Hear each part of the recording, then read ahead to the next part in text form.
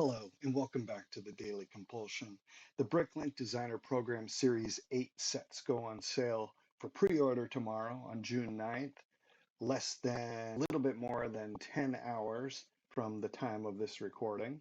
So today, I'd like to go ahead and share my thoughts and provide my hot takes and opinions on these new sets and give you a brief review on what I think of each one. So let's get started. The first one is a set that I really like. This one over here called the Brick Railroad Locomotive. I'm a big Lego Trains fan, and this looks awesome to me.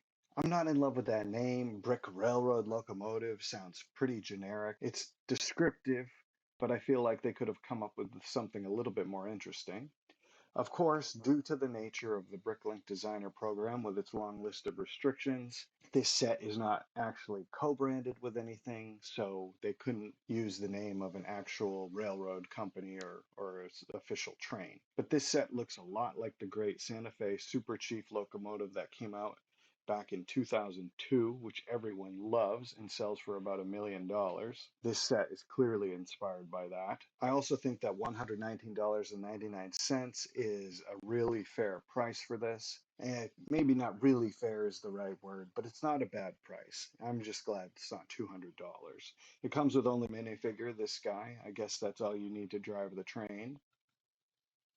Check out the nails on this woman who's playing with the set here. That's interesting.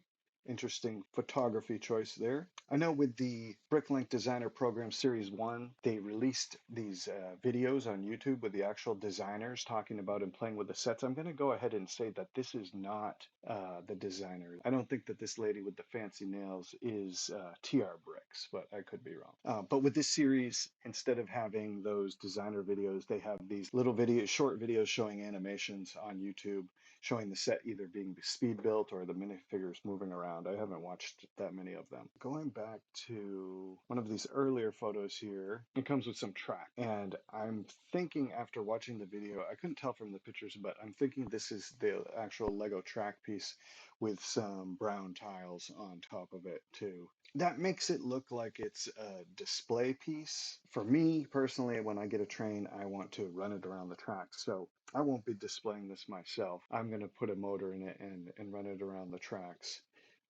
Lego is meant to be played with.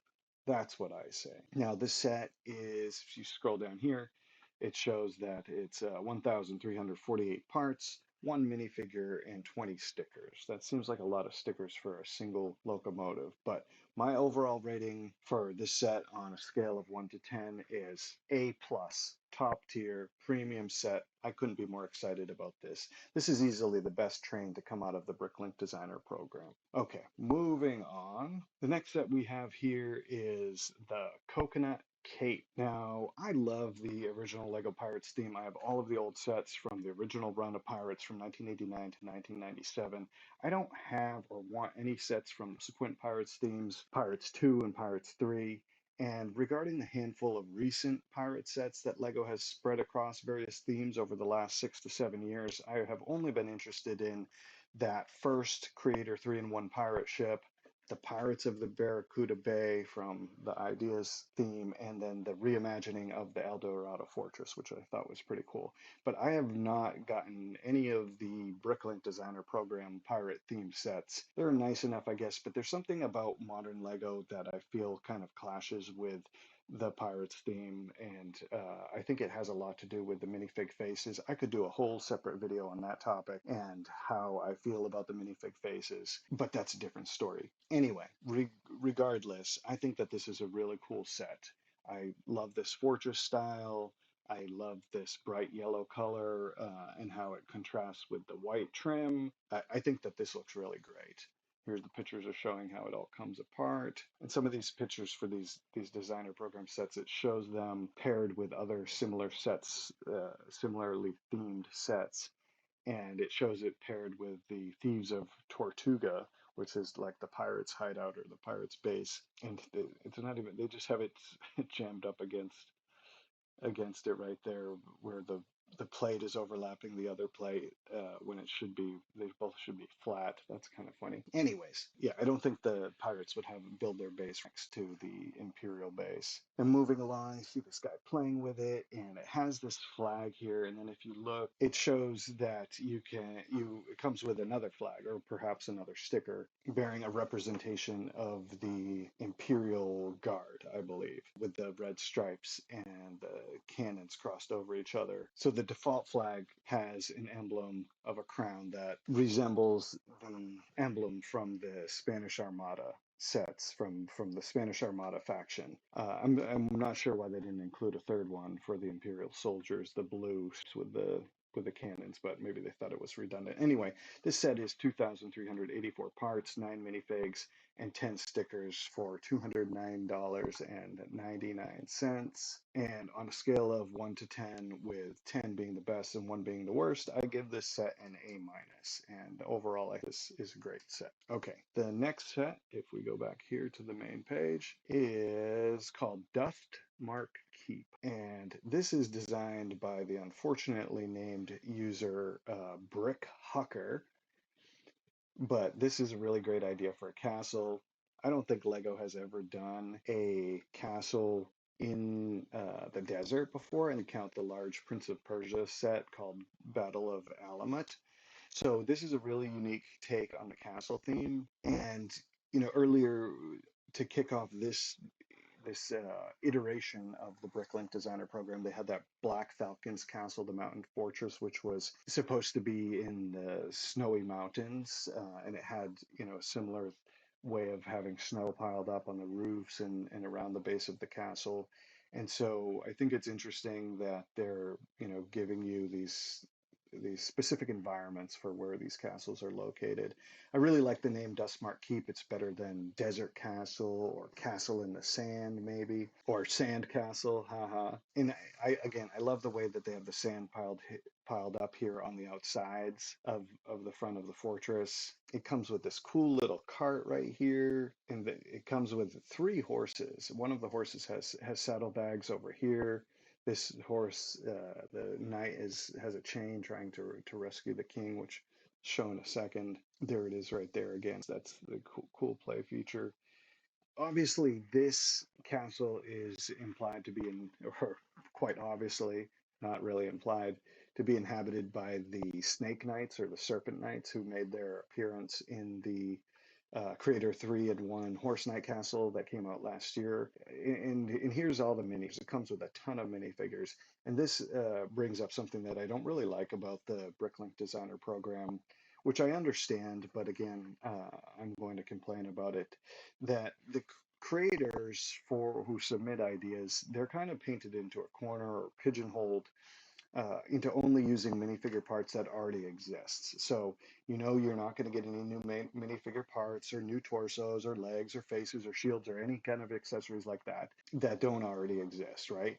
And I get that. I understand that Lego can't just be letting old Joe Lunch Bucket MOC maker be out here designing new minifigures or new factions.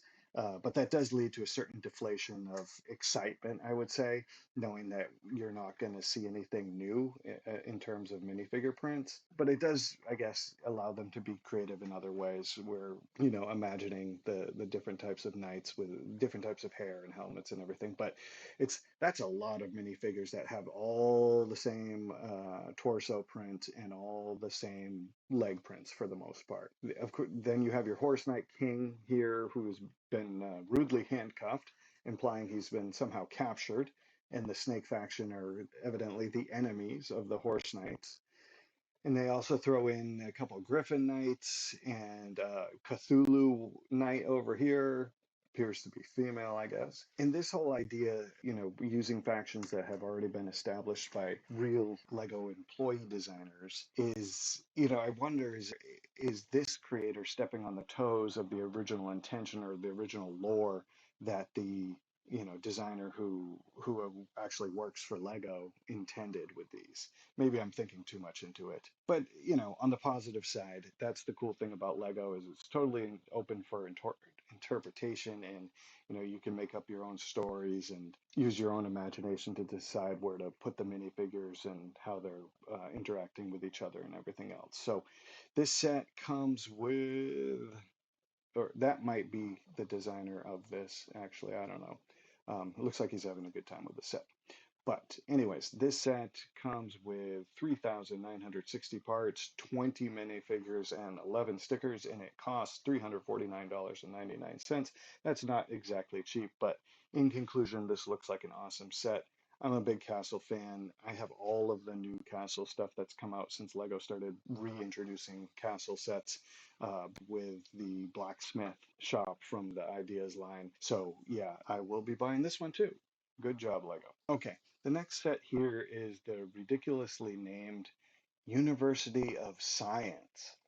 I guess the name Science University sounded too boring. This set would pair really well with some future releases from the Bricklink Designer Program, such as the Library of Books and the Church of Religion.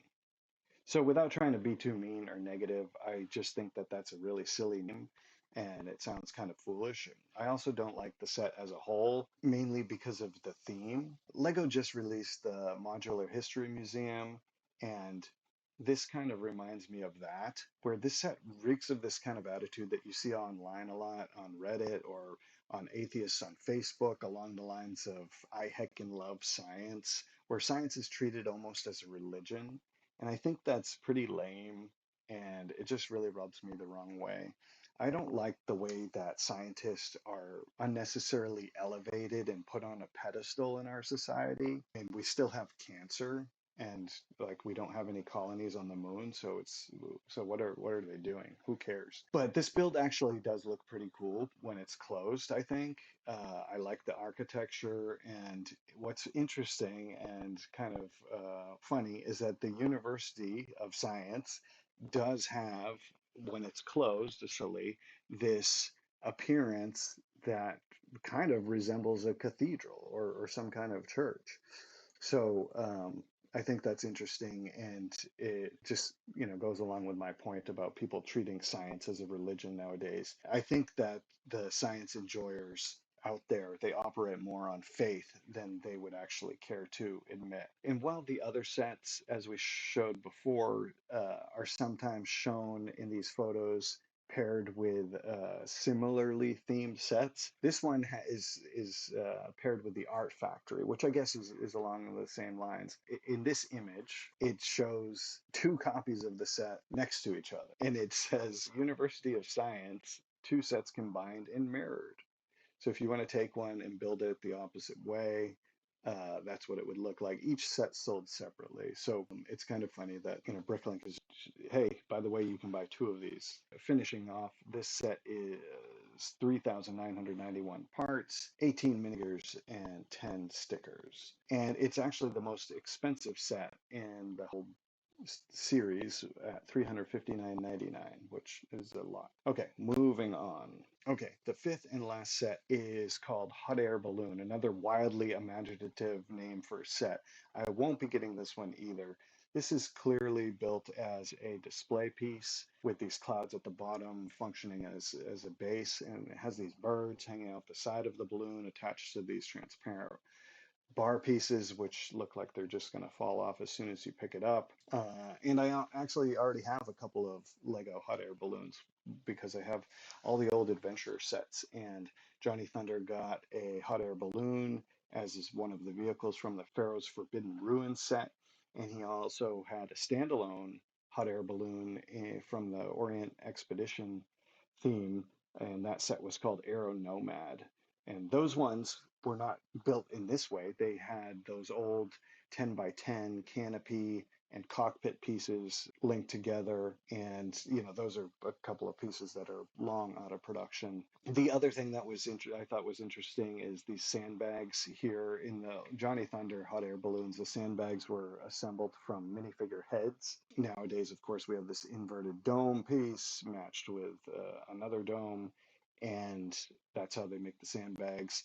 But I always think it's funny when Lego builds inanimate objects out of minifigure heads that without printing on them. In one of the sets, in the Pharaoh's Forbidden Ruins, they were light gray, and in the Nomad, they were yellow, I believe. But moving on through these photos, it shows instead again of pairing this with another set, it just shows a second copy of the set with an alternative build. Each set sold separately. You don't actually get two balloons if you buy one of these. So it gives you the idea that you don't have to build it as this straight rainbow balloon. You can make it more of a staggered color. But yeah, once again, the suggestion that Lego is making is that, hey, you know, there's a limit of two, which means you can buy two of these and then just build another version of it with a different style of balloon. Thank you, Lego, for showing us that. Thank you, Bricklink. In some of these rounds of the Bricklink Designer programs, I haven't bought any. If it's a castle thing, I will probably buy it. If it's a train, I'll probably buy it, but it's hit or miss on the pirates for me, and this other stuff is not for me. But those are my thoughts on this Bricklink Designer Program sets that are going on sale tomorrow. Hope this has inspired you to buy the sets that you want or to avoid the ones that you don't want. And that reminds me, I just wanted to make a little point of clarification here. I know a lot of Lego YouTubers seem to be sort of scared to hurt each other's feelings or perhaps their viewers' feelings or something. And what I see them doing is when talking bad about sets that they don't like, they'll often say something like, this is not for me, but you can like it, and that's okay. Or sometimes they'll say, not everyone has the same tastes, and that's okay. And I think that's just a really silly thing to say, and it's kind of a hindrance to effective and clear communication. Maybe children need to be reminded that not everyone has the same likes and dislikes, but I hear adults say this way too frequently, and I find it really grating and condescending. I do actually know that it's okay for me to like what I like and to buy what I want to buy. This is just common sense, but I'm a grown adult buying children's toys for crying out loud.